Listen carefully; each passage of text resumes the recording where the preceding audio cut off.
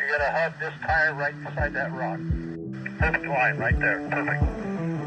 Don't even hesitate. Just keep on rolling, baby.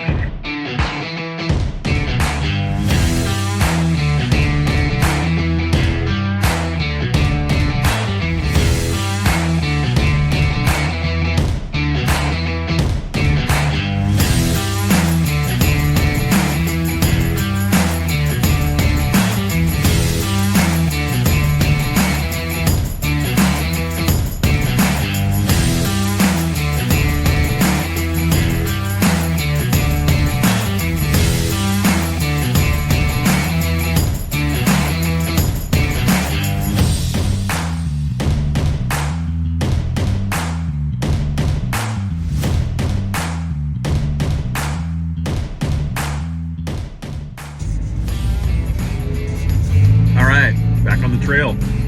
Well, en route to the trail. Little hiccup yesterday. I lost my power steering pump, and let me tell you, driving a Jeep with these big 37s aired down on some pretty rough terrain was a challenge. But limped it back to Nampa, Idaho. I think it was about 60 miles or so. I could be wrong, maybe 90, something like that. But it was a ways. Ended up grabbing a hotel room for the night, called around to a bunch of different shops. None of them had any availability until the middle of next week. And not only did I want to get back on the trail, but I have to go to work next week. So ended up finding a mobile mechanic, super responsive guy, came right out when he said he would, and swapped it on. Took maybe an hour or so, flushed the fluid, and got me back on the road. So heading back to the Owyhees. I'm going to meet up with the rest of the crew down at Leslie Gulch, which is supposed to be an amazing area in Owyhee. Well, really all of Owyhee so far has been amazing, but looking forward to that. It says I'm going to be on the road about an hour and 45 minutes, 2 hours, something like that. So I'm just going to take my time and getting there, and looking forward to hooking up with everybody later this afternoon. The last video ended with my power steering pump tapping out in the middle of nowhere. So I spent the night in Nampa, Idaho. Not exactly the wilderness, but it was the closest place with a hotel and a mobile mechanic willing to wrench in a parking lot. By morning, the Jeep was back to life. I loaded up, grabbed some coffee, and pulled south onto Highway 95. Honestly, kind of on brand for this trip. The plan was straightforward: head toward Leslie Gulch and meet up with the group. As the miles went by, the landscape started tightening up. The open hills gave way to deeper cuts in the earth. Hints of volcanic history showing through the dirt and rock. Nothing dramatic at first, just subtle changes that told me I was getting closer to the real entrance of the Owyhee. By the time I turned toward Leslie Gulch, everything shifted fast. I've watched video after video of this area, but nothing could prepare me for the scale of this place. The walls rose, raw and jagged formations began stacking up on both sides, like the terrain had finally decided to show its hand.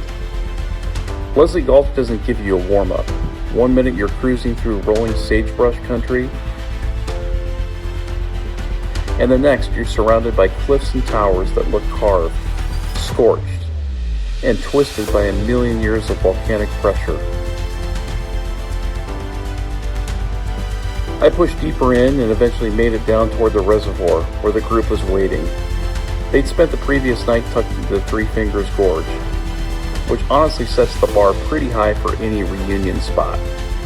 We caught up, traded stories, took a quick look at everyone's rigs, and then turned around to climb back up out of the gulch.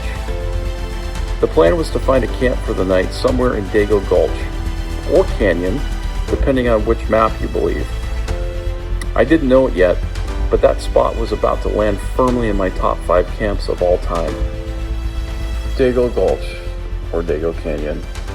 It's one of those places you don't fully appreciate until you're standing inside it. On the map, it looks like a simple side canyon.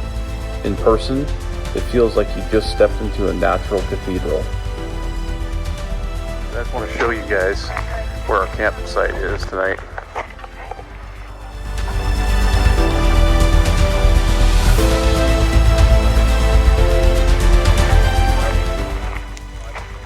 amazing spot.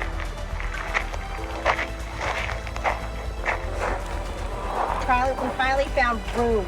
I could give you 2 taco holders. And you know what the funny part Joe is? and Ivy fired up the scuttle like it was a backyard kitchen, and the tacos they threw together were some of the best trail meals I've ever had. And I'm not exaggerating.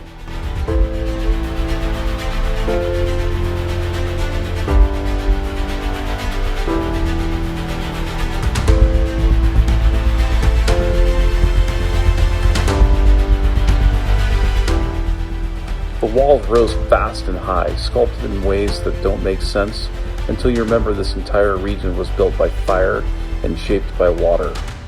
Eruptions, ash flows, floods, collapses, all of it layered into these impossible shapes surrounding us.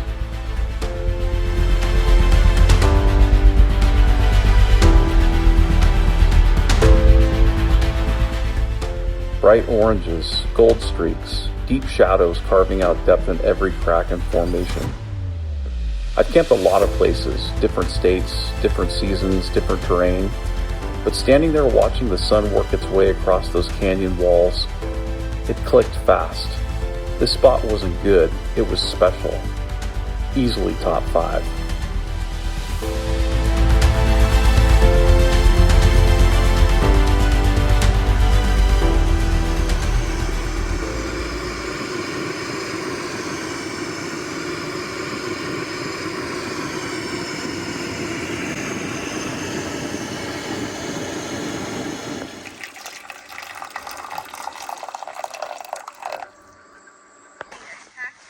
Well, good morning.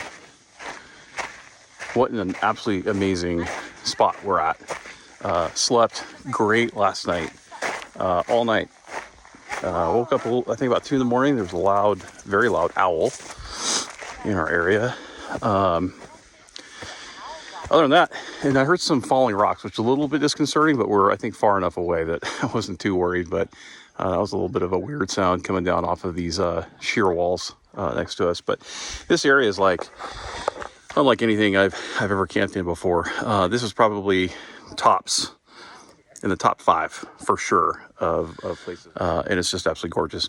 We're surrounded by these tall red rock formations, and it's almost like you're sitting in an amphitheater or like a cathedral or something. It is just absolutely amazing, and I'll show you some of the shots here from this morning. But anyways, just finishing up packing up, getting some coffee going for the road. I'm not exactly sure where we're going today. I haven't looked at the route, but honestly, it's kind of nice for once not planning. There always comes a little bit of pressure with planning these trips and routes, at least for me, because I want to make sure everybody has a good time and it's the best camp spot ever. So, Joe, I appreciate you putting this together. You've done an absolutely phenomenal job, and never been to this area, but I cannot wait already to come back. So anyways, we'll catch up with you guys in a little bit. As we worked our way deeper into the Owyhee, the landscape opened up again.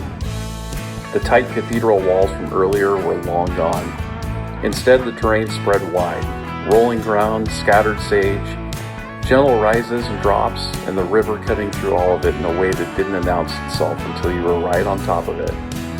The trail getting down into the basin had a few technical moments. Small ledges, off-camber turns, the kind of features that keep you honest, but nothing that felt like a stunt. Just real backcountry terrain where you still have to pay attention.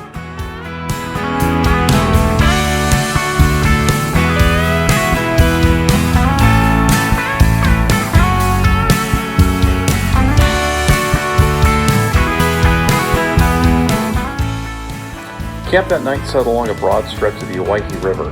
Nothing closed in, nothing dramatic looming over us. Just open space, a wide river bend, and miles of country in every direction. A raw, quiet spot that felt untouched. There wasn't much to film, and honestly, that was part of the charm. I shot a few passes with the drone so you can see the scale, how the rigs look scattered across that open ground near water, and a few clips of everyone settling in for the evening.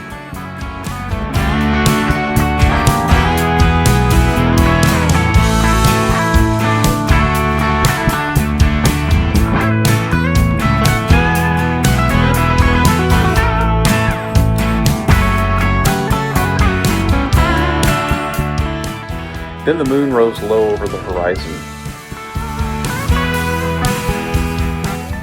big and bright enough to light up the whole basin.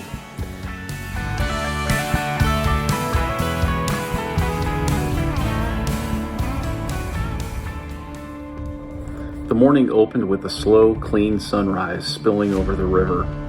One of those scenes that doesn't need any help. Just light, open country, and the feeling that the trip was shifting into its final stretch, which in fact it was. Well, good morning. It is Friday morning. We are climbing out of the valley that we camped at last night. We were right along the river. It was pretty awesome. But it's a long slog getting back. The roads are super rutted. Joe had planned this entire trip down to the mile. Every gulch, every trail, every camp dialed in. But this last day, this one was loose. No set destination, just a direction of travel and whatever felt right. Jeff tossed out the idea of pushing towards Steens Mountain. He and Noel had been there before, said it was worth the detour, and the rest of us didn't need much convincing. Holy shit. Definitely took the center line.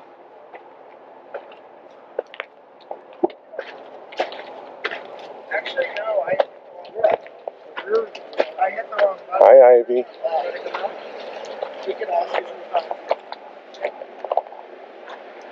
Were you following the line, or? No, I didn't see him, Oh, and I just straddled. that's what I would have done too. Hey, Jeff. Joe, do you have it? Okay, I need you to go passenger. Yes, always steer in the way you're falling. Okay? Oh, don't gas it. Let it fall. There you go. I want you to drive with both feet. Left foot on the brake, right foot on the accelerator. Keep a little tension on the brake. That'll keep it settled down, right? And then just slowly give it a little gas and let it crawl out. If it will. Stop. A little bit more. Right there. Okay. There you go. Okay, stop. Slow. There you go. Now come forward. The back's going to start to climb up. Come forward. Okay, straighten out a little more. Good. Perfect. From there, you should be home free just about. Driver, you're out. You bet, brother. In fact, Joe and his Bronco just took kind of a hard line. I got stuck for a bit, but with Jeff's guidance, he was able to get out. So we're hopping back on the trail and gonna make our way out to 95. Right, does everybody have clean panties on? And then So far, I'm not past it yet, though. not sure where we're gonna stay tonight, but I'll keep you updated.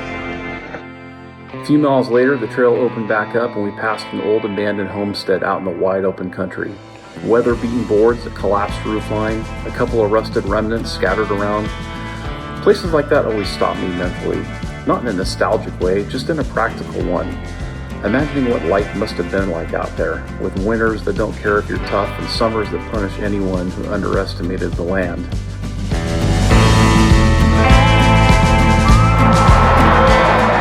We were back on Highway 95 in short order, and the day threw one more curveball when Joe radioed that his tire pressure had tanked.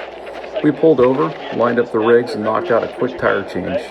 Efficient, everyone grabbed a piece of the job without being asked, and still somehow, the joke started immediately because that's what happens when you travel with people who know their stuff Like that. Put it on there. Okay? Try it. You got and don't take themselves too seriously. That's a YouTuber right there. There you go. You know the start pattern? Oh, mine's 100, but Is it? all Okay, good, you'll be yeah. good. Pop? Yep. I need that's Okay, turning off. We pushed deeper into Oregon after that, heading towards Steens Mountain. The terrain shifted again. Long stretches of open road, then climbing, then more climbing.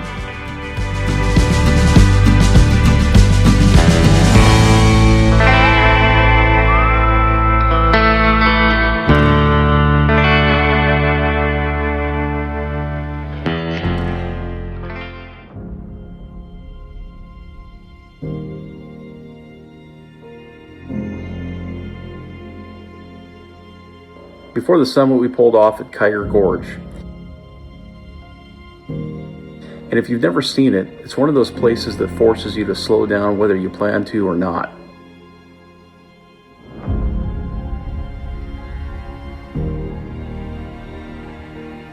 Kiger Gorge is a true U-shaped glacial canyon, carved during the Pleistocene when massive valley glaciers fill these basins. You can see the whole story in the shape: steep headwalls, smooth glacier polished slopes, and a huge bowl that drops away thousands of feet. It's one of the best examples of a classic glacier carved amphitheater in the entire state of Oregon. From there we pushed up the final stretch to Steens Mountain. At the top, the whole world opened up. On one side, the Alvord Desert, a giant playa lying flat and pale against the earth.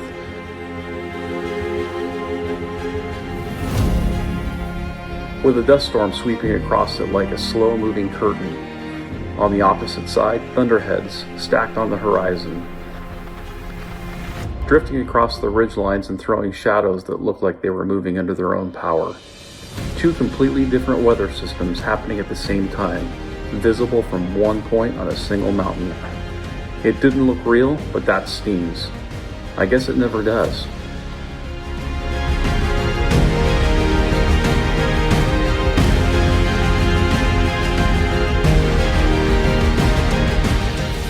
The most unreal sunset I've seen in 48 years. The entire horizon went nuclear. Reds, oranges, purples, all stacked on each other like the sky couldn't decide which color to be. And on the opposite side, a double rainbow hanging over the meadow like it was part of the show.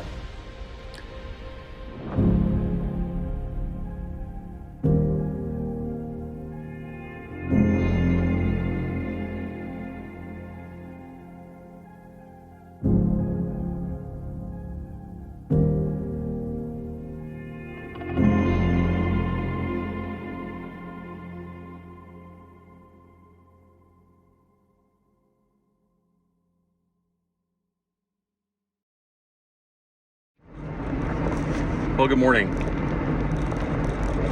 As full as I am from this amazing trip, it is time to go home. So, doing that now. Driving off of Steens Mountain. This area where we camped last night is another just amazing spot. Like, between Joe and Jeff, thank you so much for putting together this great trip. And let me tag along. It was awesome. Hit the pavement, then I'm going to head over. I can't remember the name of the highway off the top of my head, but it'll take me over to the 395. That'll swing back to Highway 299. Takes me across a little part of Northern California, the Bernie, Fall River Mills area, all that, and then back to the Highway 5 and home. But it's about 9.5 hour drive, so I got some podcasts to catch up on for sure. Hit pavement, air up, and hit the road. Hey, if you stuck along for this video, thank you. I appreciate it. I traveled a lot in my life, backpacking, wandering through desert, solo nights under the stars, with just a map, a fire, and time to think. It's given me room to explore places like this over the years and get comfortable out here. But these last trips, they've made something clear to me. The people I'm out with here matter just as much as the places. This group.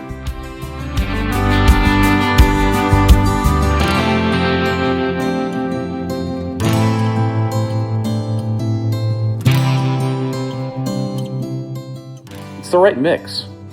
Confidence without ego, humor without trying, humility without making a big deal of it. Just solid people you trust when things get weird, and even more when things go right. Watching that sunset with them, with the sky on fire in front of us and a double rainbow behind us, it hit me that the memories that last the longest aren't just the landscapes. They're who you're standing next to when the moment happened.